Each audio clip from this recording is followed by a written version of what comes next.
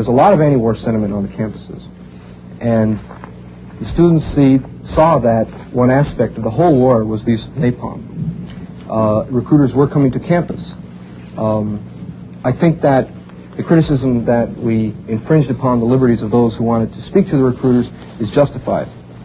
But I think that we have to remember that our country was founded on more than just the guarantee of freedom of speech.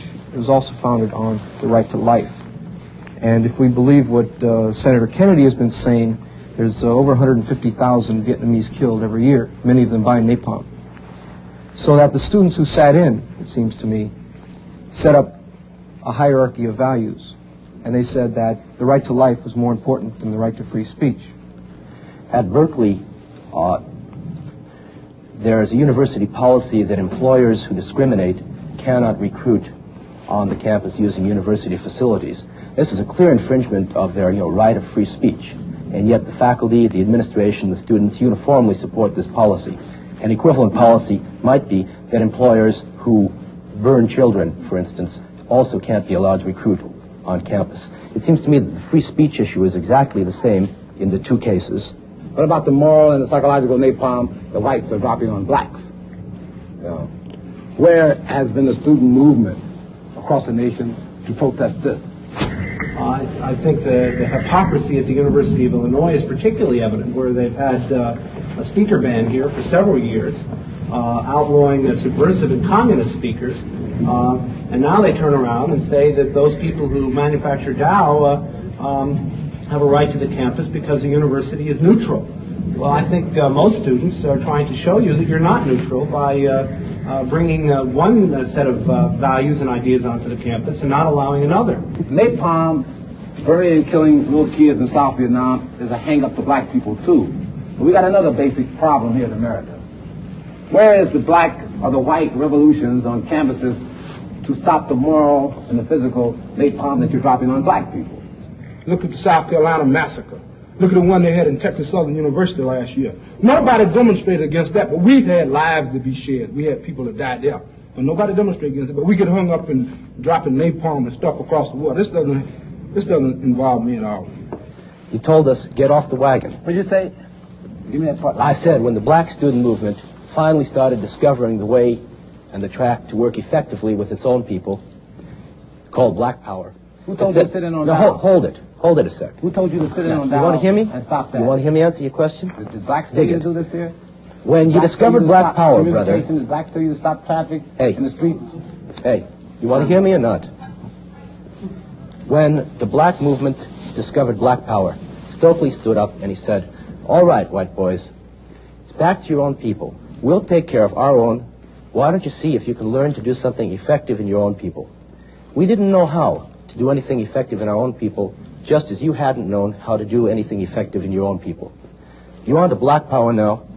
In the place where we live, the word is student power, because the things that most affect us directly in our roles have to do in and around our roles as students, as young people, with the way the war presses on us, and presses on you too, dig it.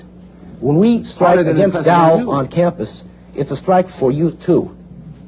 That doesn't mean, we expect you to keel over with gratitude. But you got to realize that there are two forces. The white student movement has been going on for the last 10 years.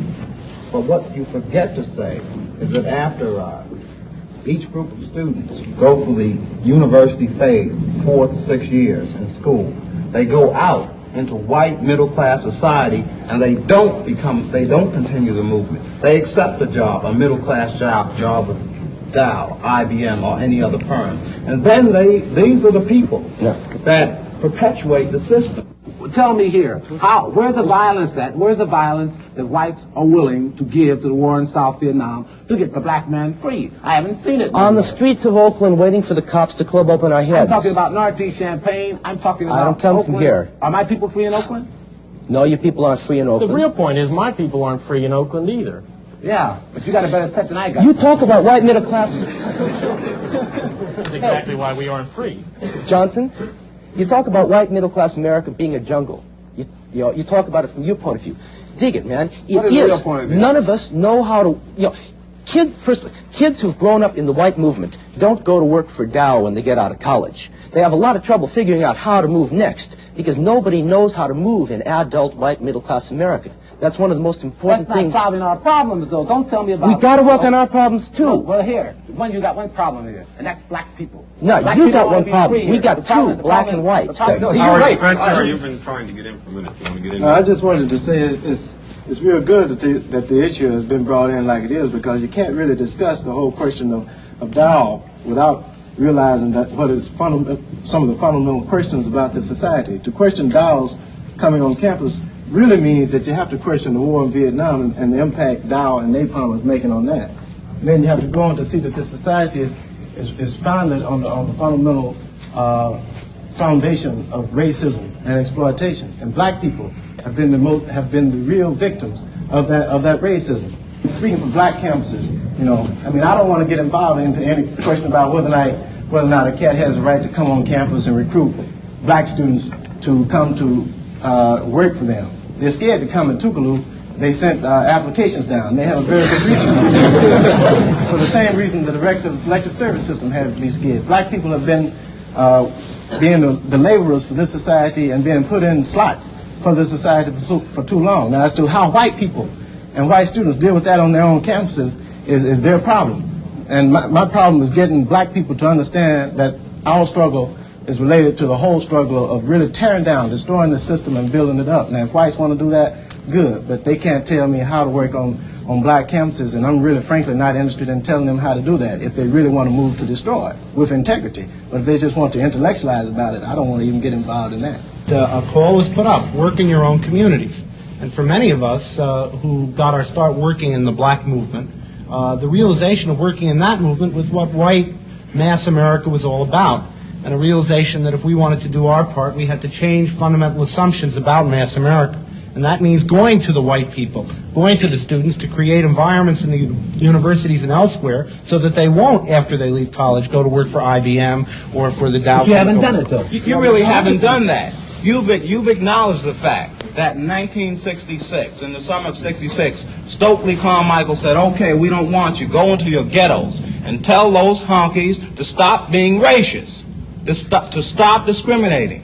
Now we tell you again, you know what's coming this summer. So leave these universities each weekend and go home and tell those people to get themselves together. What's going on in the universities of the country, including this one, in a very quiet way because we're behind you, is a struggle for white liberation and student liberation so that we can learn to control our own lives. So don't tell me, and I know some white people who picket and will picket all night against the war in South Vietnam, don't give a hang about a black person. See? Don't jump on this bad liberation struggle. I ask you one question. I ask all the students in here, I ask the faculty members, where are the universities and the problems in the society here in dealing with blacks and whites? Where are the students at? You tell me where they are. Don't give me no South Vietnam bag. Don't give me no hang up on no Dow Chemical Company. Tell me what are you doing in your neighborhood here to stop what that old lady is doing against that one who comes in there to work 12 hours for her. I agree with you that there's got to be some basic change in this country. All right, if we're going to talk about it, then let's talk about it. Don't give me any shuck and jive because I don't want to hear it. If you're going to talk about joining yourselves in a black revolution to overthrow what is wrong here, don't tell me about, when Rat told you and Stokely told you to go back to your neighborhoods, he didn't tell you to go back there and raise hell about something that wasn't even pertinent to the black man's problems. You're right. Somebody asked me, what has the Senate done? It hasn't done a blame thing. And I say that and I know it. It's irrelevant. What we've got to do is figure out ways as students to be relevant to that machine and to stop it. You're right. There's one thing we're fighting, and it's American establishment. That's the only thing. You're fighting it in your way, and I'm fighting it in mine. I was asked to come tonight and listen to and participate in a discussion on students and student rights, student problems and student rights. Now, if I had been geared to coming to a discussion on black-white relations, the problems of the north end of Champaign, I would have been thinking in the last 24 or 48 hours about an altogether different set of questions, an altogether different set of problems. I don't think that it's possible to bring together a group of black people tonight and sit them amongst these people as it supposedly was supposed to be done by integrating them well into the group and discuss something else. That's totally impossible. Black people to come in and vent a point of frustration for people who are obviously not oppressing them. Their oppressors are quite obvious, and if they want to take a force against them, I suggest that they go and do that instead of mouthing off against people who spend quite a bit of their lives trying to help them. What in the hell have you done? It is an obvious fact that those people who talk the most, when it comes right down to it, that's the actual violence. They're not the ones who do it. You're probably right there. You know. Okay. So that means Governor Wallace, who's running his mouth off, all the white people who are running around this country running their mouths off, who are saying, need a South Vietnam, and there's boys like you who don't know nothing, who ain't never done nothing, and all you're going to do is call somebody a nigger, keep them down, and you're going to sit here on your behind and tell me what niggers ought to be doing, and what you know about black people ain't nothing, what you know about white people ain't nothing. So shut your mouth, because what you know about here ain't nothing. I holy man about your problem. I think we're uncovering racism in America.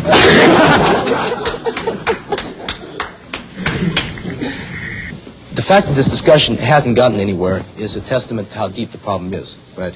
Now look, you got the university, and more broadly, you got the educational system. The fact of the matter is quite clearly that this institution, which is the major institution which shapes white America, and I think black America as well, has shown itself absolutely incapable of dealing with the critical social problems we have. I mean, the dam has burst. It's clear. And the university is a useless tool at this point to dam it back up again. An historical judgment has been passed upon the way we conduct education. Well, it seems to me that so far we as students and we as radicals and as protesters have pretty much operated in reaction to what other people have already decided. You know, because somebody else creates an event like Dow Chemical, we respond to them. And my feeling is that we're constantly being bought off. You know, that we respond to crisis after crisis after crisis, and that we very seldom have a kind of priority list of what crises we're going to respond to, how we're going to deploy our time and our what little money we have into for once shaping some events that were to our advantage. One of the reasons it seems to me that the students are always bought off, and I think you're absolutely right, they are always bought off. It goes back to what Patsy Parker said almost from the beginning when Joe asked her, you know, what do the students want? What do they like? And Patsy's comment was, well, for the most part, they're apathetic. They really don't know what they want. There are very few that give a darn about anything, and those who do really don't know what they give a darn about. Now, what do they ask for? You know, what does student power mean? What kind of a real recognition do you want? Well, we want the right to live in the dormitory unmolested. We want the right to entertain our boyfriends untroubled. We want the right to leave the dormitory and the bedroom room open at least a quarter of an inch or so. Now, one of the reasons you're bought off, because that's a kind of a right that someone can give you so easily. It doesn't mean a thing, in my judgment, as long as you define student power in the terms, one, a symbol, a slogan, which, if it has a program, is a program for freedom in the dormitories, freedom for social events. It's got nothing to do with a program having to do with knowledge, a curriculum, how the university is run. You'll always get bought off. It seems to me that the basic issue here is how do you make a just society? And it seems to me that all I've heard so far are accusations. You know, you saying that we're guilty and us saying that you're guilty, and we all say that the university's guilty, and it's really not getting us anyplace. It seems to me that we have to recognize that we're all guilty, you know, and that is just the way it is. What am I guilty And if we say that, you know, then where do we go? If our commonness is that we've been guilty in not creating a just society, then how do we begin to build it? Let me defend my academic bag for a little bit, because I think it's a great deal of danger. For one thing, it seems to me what the universities have been able to create that's been valuable has been precisely their value neutrality, has been precisely the extent to which they create a context for criticism, a context for argument, a context for learning, and this has been valuable and it's worked. What Dick said, I'll support wholeheartedly. Namely, when the university gets away from this, moves away from this, starts playing a role of picking and choosing a position in society, then we do indeed get into danger. I thought that's what the whole Dow Chemical thing was about. Frankly, I think that what you say is so patently absurd on the...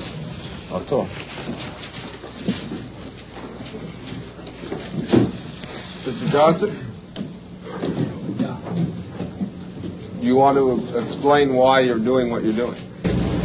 You can't make any sense out of this thing. You can tell from this where the university and the whole bloody society are going to go. The young know it. Many of the old do not know it, and that's one thing that accounts for the gap between us, which was evidenced in the question you asked me before they split. Not all of them. One brave man sits there. I don't know where you are, brother, but wow. Man, your way didn't work. Around you, your cities are starting to crumble because of it, and you're sitting there and you're telling me, listen to my old man. The second thing is, you actually say, on national television, that you can't conceive of learning occurring in anything other than an authoritarian framework. There's no, You've translated what I said. First of all, I said that if you wanted to learn political science as a discipline, I want to learn it only as a tool that, to touch the culture. you're probably going to have to work under a professor who knows the discipline and has been there. I did not say that this covered every field of knowledge or every approach to every human problem. The black students left because they were frustrated, because they wanted to talk about what was immediate and urgent to them, and by them, the white folks wanted to muck around with trivialities. That's one way of handling that problem. I don't know if I agree with it, but I wouldn't put it down because I don't know a better one. When I want to talk about the university, you got two choices. Either the university goes down, or it stops, essentially right now, historically speaking, and reconstitutes itself entirely. Even that may not be possible. The university may go down anyway. We don't have a very typical crowd of students here out of the 30,000 at this university. Most of the students are here to get a license to go out and make a good living. And by and large, the university is serving that function of providing them with that license. According to our system, that's what the system asks for in the way of a license. Now, and most of the students are satisfied with that, and that's why they're really interested more in having girls in the room than in some bigger issues. One of the things that I've noticed, or I've been thinking about, every time I feel that we're talking, this is an issue, the real point is this. I feel like it's always taken away from me. Somehow, it's not relevant to me right now. When I leave here tonight, is this going to change me in any way? Is this going to make a difference to the people who are listening? When I would say, what sorority girls, if you want to put that in context, what sorority girls are going to think of this, or how much of this would matter to them, I would say about that much. And I think that even the talk is not listened to by most, and not just sorority girls, every other kind of person here. This group is not at all representative. As the sole remaining black in the room, and may I point out that it is not just coincidental that I am the oldest black who was ever in the room, I would like to respond to Professor Karsh regarding something that he said. From our experience as blacks, you were saying, Sid, that things are a lot better than they were 10 years ago, that you can see that there has been change. Sid, to these kids, this doesn't mean anything. They're still here, they're looking at the setup, and it's bad.